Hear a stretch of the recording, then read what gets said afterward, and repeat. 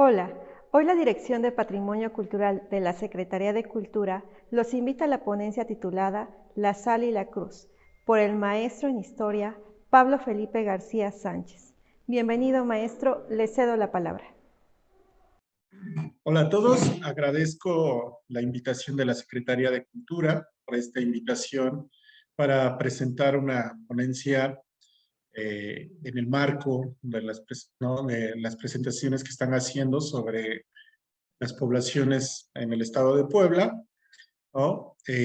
Particularmente al secretario Sergio Vergara de la Luz. Y la presentación que les voy a hacer el día de hoy lleva por título La Sal y la Cruz. Conquista y evangelización en la tierra indígena. La sal, un elemento particularmente ¿no? Importante por toda la gran variedad, ¿no? de usos que se le han dado, ¿no? Desde la medicina, desde la alimentación particularmente, e incluso para la explotación minera, pero también para usos. La sal es un elemento que es indispensable en toda gastronomía, particularmente la mexicana, que se ha encontrado presente desde tiempos prehispánicos. Zapotitlán de Salinas, ¿no? Hace referencia precisamente a ser un espacio salino. La cruz nos remite a ese entorno, ¿no? Cosmogónico que representa simbólicamente también la sal y la evangelización en el sureste poblano. Por eso ¿no? Voy a presentar este tema que he ido desarrollando en distintas fases. Al menos quiero presentar 3 fases en las cuales podemos ir entendiendo lo que ha sido el desarrollo histórico de una comunidad, ¿no? Como la de Zapotitlán Salinas, ¿no? en distintos momentos. En primer lugar, la primera fase, ¿no? La primera fase va a ser una donde vamos a establecer los primeros asentamientos, ¿no? De la población indígena en esta zona, en este gran espacio, conformado generalmente por valles, montañas, ríos, ¿no? Barrancas, y generalmente es una zona no semidesértica, una zona de cactus. Desde estos primeros asentamientos y el desarrollo, en efecto, ¿no? de la sal como primera fase. La segunda fase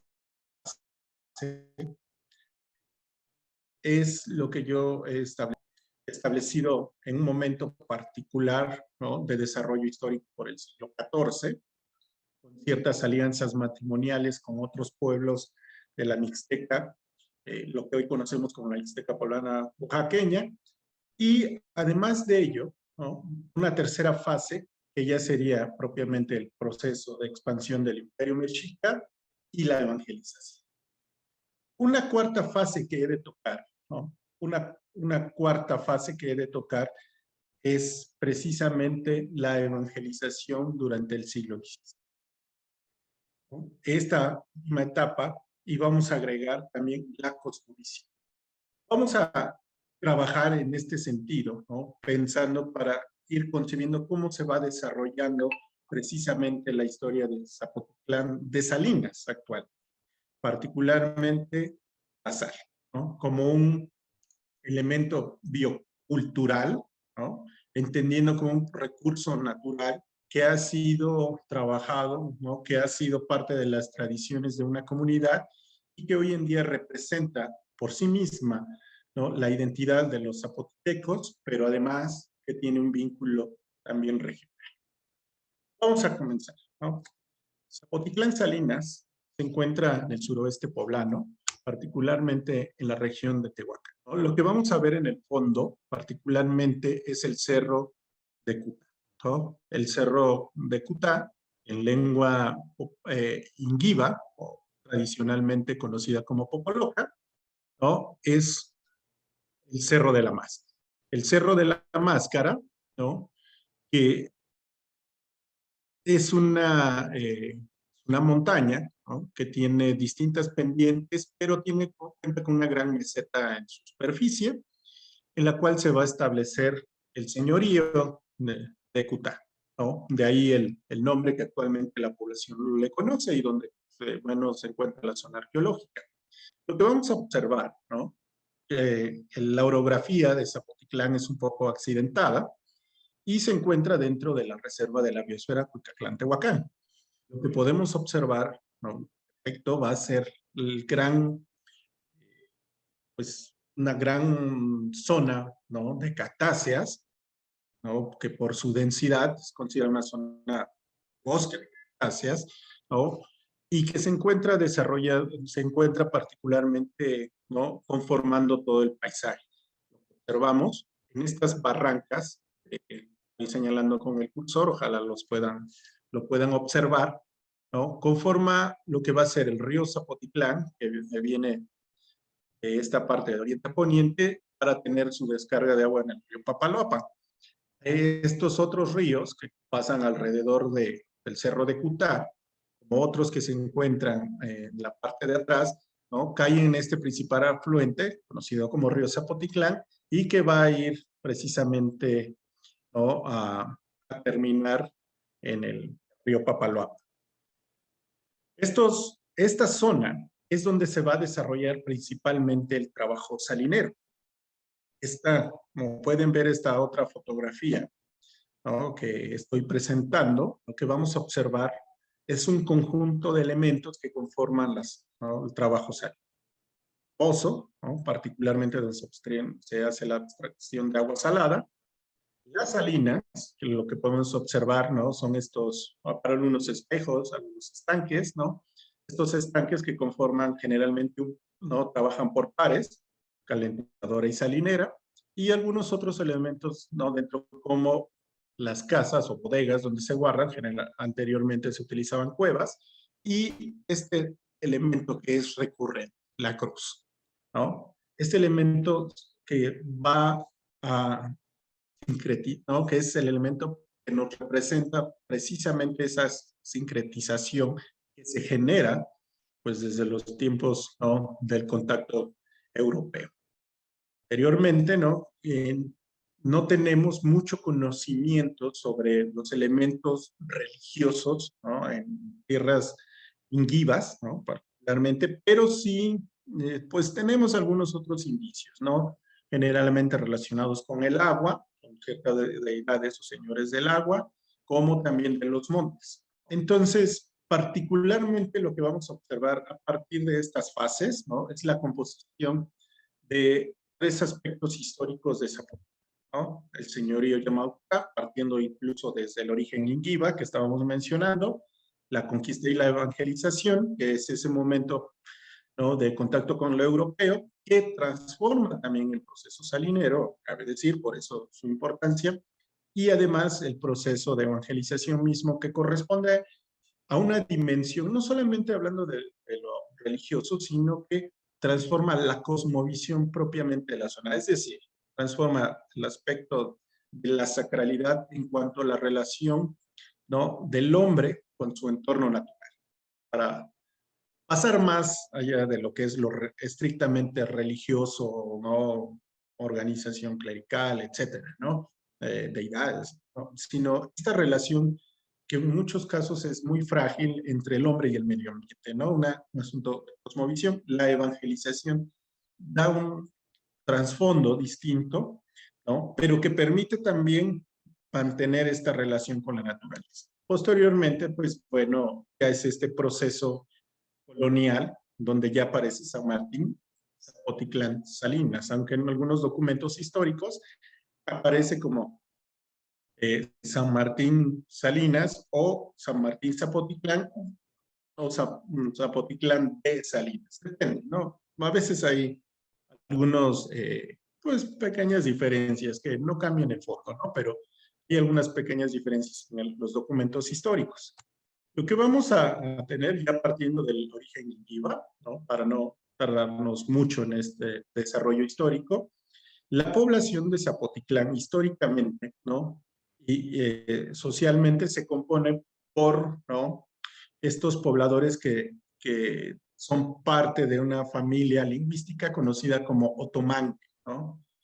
El otomangue está compuesto generalmente por familias o por distintas lenguas, dentro de ellas la mixteca, ¿no? Y algunos otros, como la Mije, ¿no? Y algunas otras lenguas cercanas, y son pueblos que se desarrollaron históricamente en los valles poblanos tlaxcaltecas, inclusive desde las primeras etapas del preclásico, ¿no? Del preclásico temprano.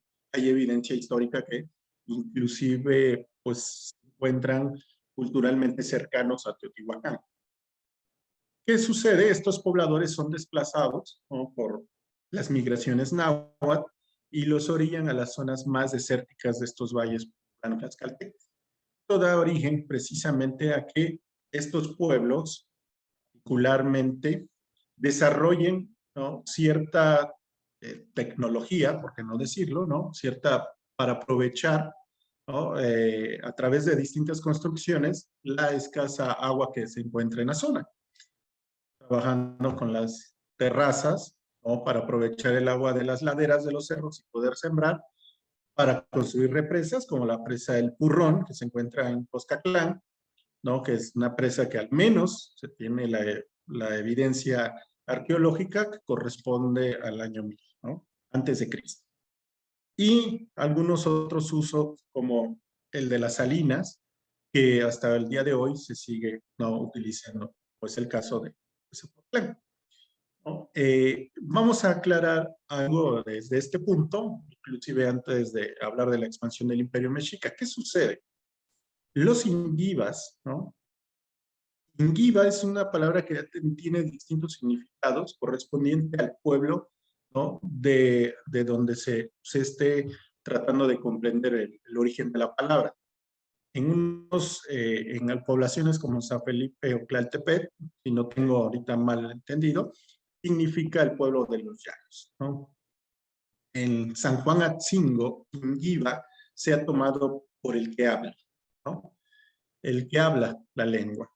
En todo caso, o en los dos casos, ¿no?, y algunos otros, el proceso de recobrar el nombre de lo Ingiba es un proceso de restitución cultural, ¿no?, y reivindicación social de estos pueblos que inclusive en el nombre habían sido subyugados, no por los europeos, sino por los mexicas, por las migraciones nahuas, ¿no?, en este caso del Imperio Mexica, que los va a denominar popolo.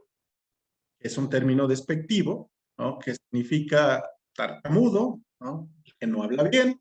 Zapotlán, entonces, ¿no?, lo que vamos a concebir como Zapotitlán de Salinas, es un proceso histórico, ¿no?, de una comunidad que pasa, ¿no?, de un crecimiento, particularmente desde el siglo IV, que se van a encontrar los primeros asentamientos, ¿no?, que se registran, inclusive, ¿no?, se encuentran los primeros trabajos de las salinas. Esto, ¿no?, son investigaciones que ha hecho el arqueólogo Blas Román Castellón, ¿no?, para determinar que aproximadamente desde el formativo, inclusive desde el siglo III hay evidencia histórica, ¿no?, desde el siglo III aproximadamente, después de Cristo, hay, ¿no?, trabajo en estas zonas, ¿no?, de un trabajo salinero, mostrándonos evidencia, ¿no?, histórica precisamente de un continuo de la población y de esta ocupación. Pero es un largo desarrollo lo que tenemos en todo lo que va a ser el valle actualmente de Zapotitlán de Salinas, ¿no?, de los de que va desde la zona más occidental, la zona norte, ¿no?, sobre todo occidental, hacia unos pequeños valles, donde vamos a encontrar evidencia también arqueológica de la población, incluso de plataformas de distintas zonas residenciales y algunos otros elementos que se encuentran y que además de distintos tiestos e inclusive evidencia de ofrendas, que son elementos que vamos a estar encontrando en todo este valle, ¿no? Pero hay un punto álgido. El punto álgido de esta población es cuando se empieza a concentrar alrededor de lo que va a ser el cerro de Cucán. Este cerro, ¿no?, que encontramos representados por códices, como códices Botley, cabe mencionar que son todavía, ¿no?, investigaciones, ¿no?, que se están haciendo están acercándose, podemos decir que son especulaciones aún arqueológicas, ¿no?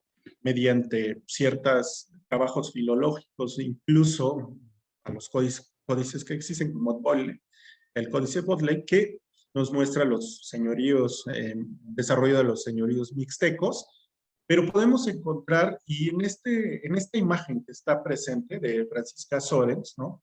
Propone que hay ¿no? Este cerro, que es esta imagen representada y que se encuentra cercana al Cerro del Jaguar, que es identificado, ¿no? Como Tehuacán, ¿no? Esta imagen, ¿no? Del Cerro de Cutá, la montaña, y ahorita vamos a ver otra figura, otra representación, ¿no? Es la imagen, ¿no? Histórica que representaría el Cacicazgo. Como lo podemos observar de este modo, ¿no? Estaría en una forma, digamos, opuesta a lo que podemos observar actualmente desde la población de Zapotitlán, lo que es el Cerro de Cutá, que para muchos parece ser una persona acostada, ¿no? Con la cara mirando hacia el cielo. En este mapa, que se encuentra ya en la transmisión, lo que podemos observar precisamente es el desarrollo, ¿no? Que tiene el señorío. Este mapa es realizado por Ramírez en 1990 y no logro ver, ¿no? En los años 90, y lo que podemos observar, ¿no? Es el límite hasta la actual población de Coislahuaca, de Pelmeme, y en este particularmente punto que se llama, aquí aparece como Joquila, pero también es conocido como Jiquila, es un punto muy interesante porque hasta ahí se da la expansión territorial del señorío. Hablamos de, ¿no?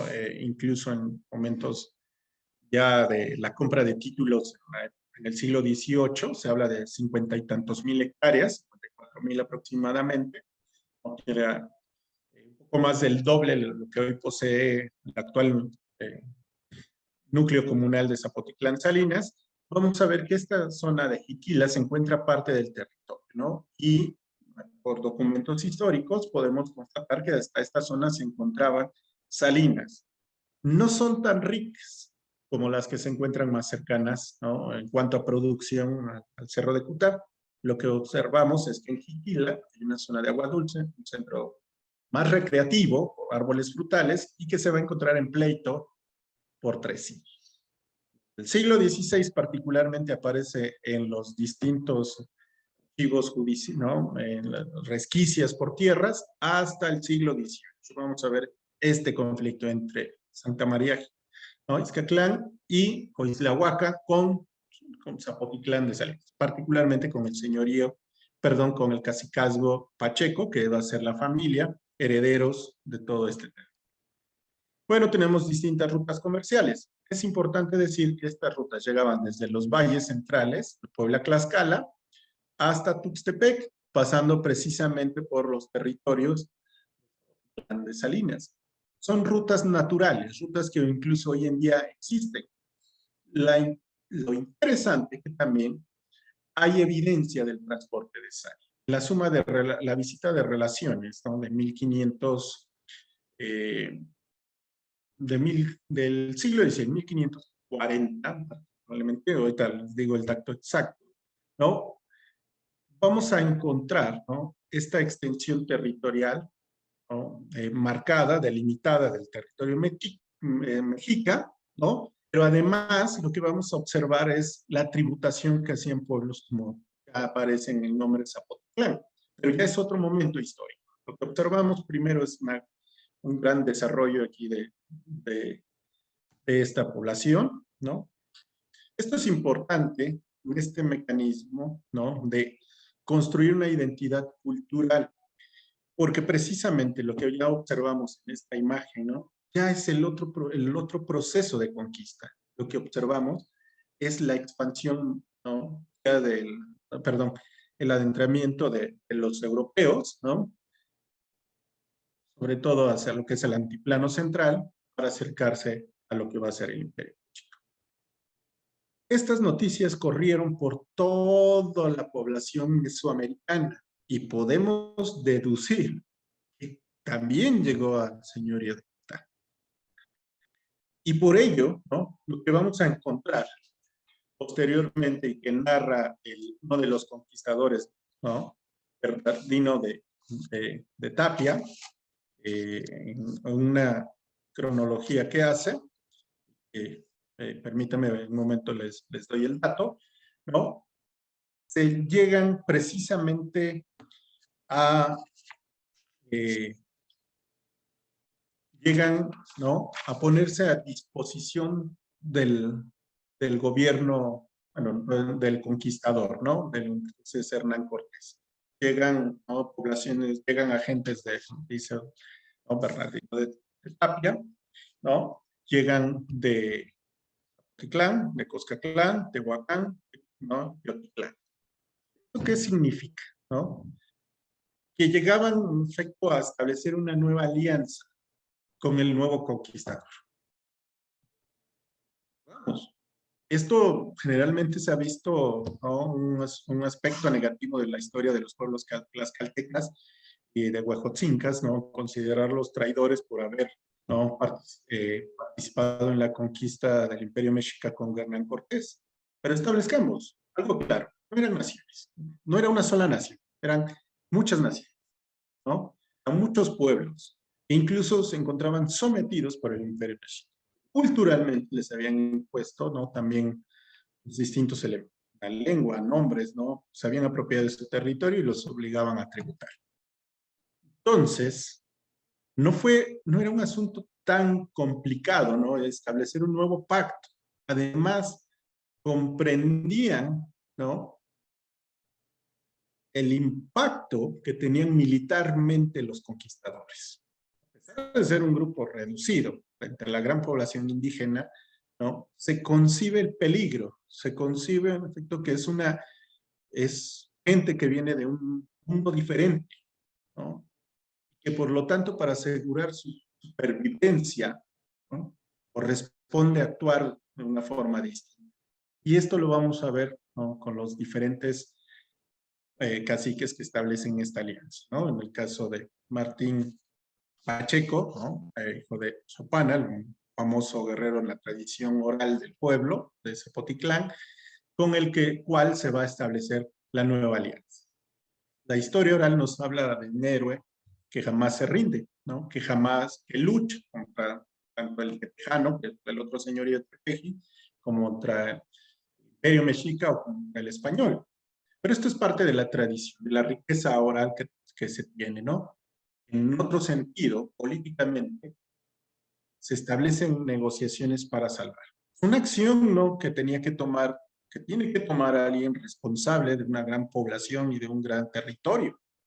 O era la supervivencia o el exterminio, ¿no? Y en este sentido, favorece porque se conserva en gran medida lo que va a ser el territorio actualmente de Zapotitlán, ¿no? Ya hablando de cuestiones de tierras, ¿no? Sobreviven estos territorios porque permanece el cacicazgo. Establecer una alianza, ¿no? Se permite que sobrevivan estos cacicazgos con una nueva administración. Claro, vamos a tener el régimen de la encomienda, como es el caso, ¿no? De Rodrigo de Segura, que va a ser el poseedor, ¿no? De la encomienda de estos territorios. Hay otro, ¿no? Otro encomendero que también se va a encontrar aquí, ¿no? Y que es García Vélez, ¿no? Que son los encomenderos de toda la región. Recordemos que la encomienda es una forma de administración, ¿no? El encomendero generalmente en esta etapa son conquistadores, ¿no? Que se les da como retribución por su participación a la conquista del territorio por parte de la corona, con el fin de obtener recursos, pero también de evangelizar a los pobladores. Pues mucho vamos a ver que en muchos casos no se da el asunto de la evangelización, ¿no? Y sobre todo porque, bueno, la corona utiliza después otras estrategias. ¿Qué pasa en este caso, no? Se dedican generalmente ¿no? a la obtención de los recursos como medio de pago por su servicio.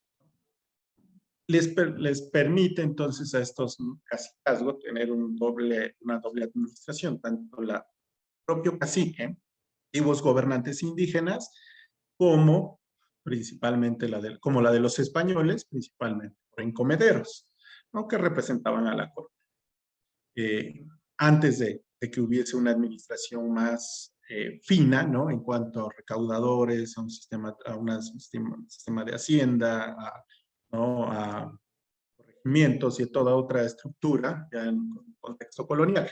Pero en este momento el encomendero que va a quedar a cargo es Rodrigo, ¿no? Rodrigo de Segura y García Vélez. Son los encomenderos. Posteriormente se queda únicamente Rodrigo de Segura y después pasa, ¿no? A Francisco Montaño, otro conquistador, ¿no? Que también va a heredar van a tener parte de la encomienda de este señor. Pero bueno, parte del proceso de conquista. Lo que observamos, y por eso la importancia de esta imagen, al igual como la que estaba presentando, es esa relación que va de la mano entre conquista militar y conquista espiritual, ¿no? Un proceso doble de conquista, ¿no? En el sentido precisamente concreto, ¿no? Del entorno, de lo político y también en lo simbólico, en lo espiritual. Y es donde vamos a encontrar un proceso significativo. Por excelencia van a ser los frailes franciscanos que, ¿no? Se van a introducir a este territorio para financiar, para llevar a cabo el proceso de evangelización. Vamos ya un poco, ¿no? Esta última. El proceso de la sal, que es a lo que, ¿no? Que tenemos que remitirnos, ¿no? En un punto determinado dentro de esta investigación.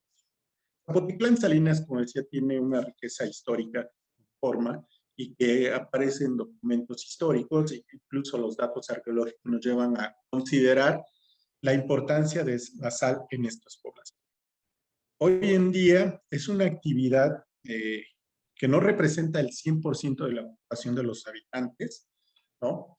Pero que sí simbólicamente sigue siendo la principal actividad, ¿no? Es decir, representa la identidad de todo un pueblo, a pesar de que no todos se dedican a ello, ¿no? Encontramos distintos parajes distribuidos, desde lo que es el paraje de las Salinas Chicas, lo que es el paraje de las Salinas Grandes, más al noroeste del Cerro de Cutá, ¿no? En la población de Las Ventas, en toda esta zona encontramos distintos parajes, que es más, ahorita vamos a ver otra imagen, y esta actividad, ¿no? Vamos a encontrarla intrínsecamente relacionada precisamente a la historia del Zapotlán. La imagen que vemos, no sé si se perciba del todo, pero es una representación del templo. Hay una pintura de un azul, que es a base de minerales vegetales, no tengo la respuesta exacta, y hay una representación de lo que considero es el quiote del maguey, ¿no? Y vemos la representación del templo de San Martín, ¿no? En una salina, en las salinas, en el paraje de las salinas actualmente conocidas como Salinas Chicas, lo que les decía que se encuentran al pie del Cerro de Cutá. Esta representación que podemos observar de carácter religioso permite la importancia que tiene, ¿no? La vida, el trabajo, ¿no? En las salinas con el mundo sagrado, el mundo de la sacralidad. Más allá ¿no? De un sistema religioso formal, la importancia que tiene con el mundo. Esta salina, esta imagen, ¿no? Se logra salvar porque lo que observamos es la superficie de una salina antigua. No podemos calcular con exactitud, ¿no? Pero, ¿no? Aproximadamente debe ser mínimo de inicios del siglo XX, ¿no? Finales del XIX. Tanto por las pinturas, el tipo de pintura que se utiliza, como el trabajo con cal que aún persiste. Tenemos distintas modificaciones que incluso el arqueólogo Blas Román ha destacado para identificar los distintos periodos históricos en que se van modificando el trabajo de las salinas, ¿no? Particularmente el espacio ¿no? Estructural que conocemos como salinas. En ¿no? Han ido cambiando de ser un uso, ¿no? De una olla que presento una imagen, ¿no? Como un tipo olla, que es donde se hacían las primeras filtraciones. Hacer panes de sal, que es otro proceso también para hacer bloques de sal y poderlos exportar, poderlos comercializar, a hacer un proceso de sal mucho más fino, como van a ser estas salinas que incluso van cambiando de tamaño, ¿no? El arqueólogo Blas Román Castellón identifica, ¿no? estos cambios, incluso con la llegada del Imperio Mexica, ¿no? Y una exigencia de mayor sal, con la llegada de los europeos, ¿no? Y una exigencia de sal ya para ganado, y de hecho es una contribución ahí porque se modifica el trabajo e inclusive empieza a producirse la famosa ahora sal de ganado, pues que ya se utiliza para el ganado grande, ¿no? Para reses, caballos, chivo, ¿no? Que es una sal que hoy es muy común, pero que no se utilizaba en otro momento, como teníamos un ganado, ¿no? Esta va a aparecer con la inclusión española y hay una modificación también de las salinas, que hacen más amplias, ¿no? Para una mayor producción de sal. En esta transformación, ¿no? Se conserva un método, al menos desde no sé, el siglo, particularmente podemos calcular el siglo X, ¿no? Donde se han ido haciendo ¿no? Este tipo de salinas. Lo que vamos a observar, ¿no? Es que conservan, ¿no? En el proceso constructivo una base plana, sólida, ¿no? Compuesta por una capa de rocas y posteriormente por una capa de cal. Es un proceso complicado, no quiero extender mucho explicándolo, ¿no? Para preparar esta salina. ¿Qué sucede? Que eso garantiza que la cal que se hace con materiales locales, por hornos caleros locales, que existían anteriormente, garantizaba que fuera una cal que soportara el calor, la salinidad, y esto no filtrara el agua. Hay salineros que afirman que una salina todavía a base de cal puede soportar hasta 50 años de actividad, cosa que las nuevas salinas que se utilizan a partir de cemento, que se hacen a partir de cemento, no soportan más de 20 años. Para algunos, incluso menos, ¿no? Depende de algunos factores, pero no soportan, ¿no? Una actividad prolongada como las que son a base de cal y que se trabajaban con un método muy específico, que era laborioso, que era tardado, ¿no? Pero que garantizaba una mayor vida, una mayor prolongación a la. Esta imagen yo la quería poner precisamente para que pudiéramos ver la importancia. Se salvó, como decía, porque se encontraba cubierta por otra capa de cal, ¿no? Y por una capa, creo, si no mal recuerdo, también de salinas. Esta salina pertenece a la familia Hernández, ¿no? Actualmente son cuidados por Juan Diego Hernández, un salinero de la zona, pero también no solo guía, sino ha trabajado con organizaciones actuales que se dedican a promover, ¿no? Los alimentos orgánicos, Slow Food, y él es uno de los, ¿no? Que ha estado representantes de esta actividad muy activa. Esta salina se encuentra dentro de su paraje y podemos ver, ¿no? Ahorita con calma una de las representaciones. Como decía, esta es otra imagen, ¿no? de uno de los quiotes y que representa el entorno natural. Como decía, hay siempre un equilibrio entre lo religioso y el entorno del medio ambiente, ¿no?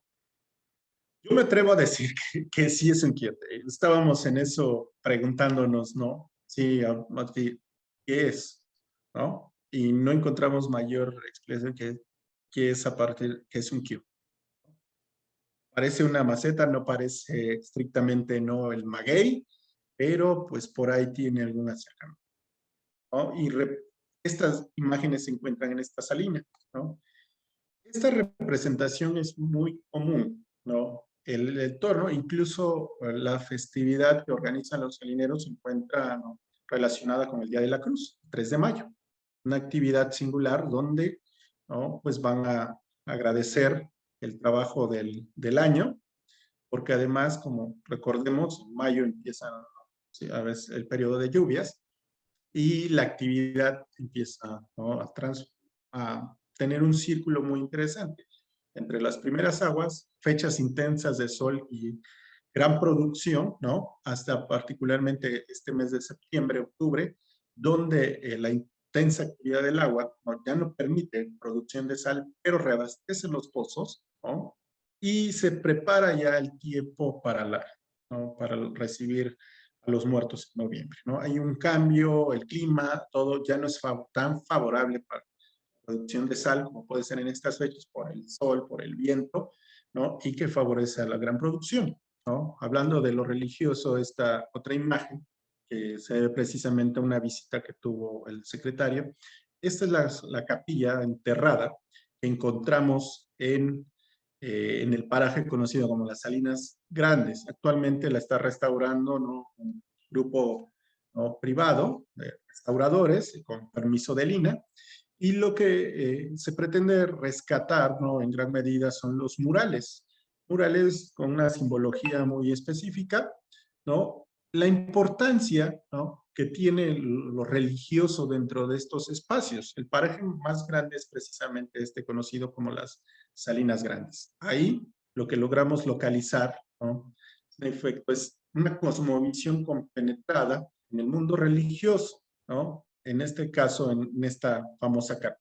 También pudo haber tenido otros usos en un momento histórico, ¿no? Que se encuentra alejada de la población. Es muy importante, ¿no? Conocer los entornos y el espacio pues, en el que nosotros nos desarrollamos como población, ¿no? Y que, pues bueno, podamos continuar platicando y charlando en otro momento, ¿no? A mayor profundidad, hay demasiados temas que se están desarrollando y que tanto irían de la importancia histórica como cultural de la población. Termino con esto, ¿no? Agradeciendo nuevamente a la Secretaría de Cultura por el espacio, ¿no? Para difundir lo que es ¿no? el trabajo de la sal en Zapotitlán Salinas, como la historia de la propia población, que es pertinente empezar, ¿no? a trabajar y profundizar sobre. Agradezco bastante su atención. Muchas gracias. Muchas gracias, maestro, por su participación en esta ponencia sobre la sal y la cruz. Y a nuestro público, no olviden seguir la programación del resto de nuestras actividades. Gracias. Gobierno de Puebla, un gobierno que siente y piensa como la gente. Tienes ganas de Puebla.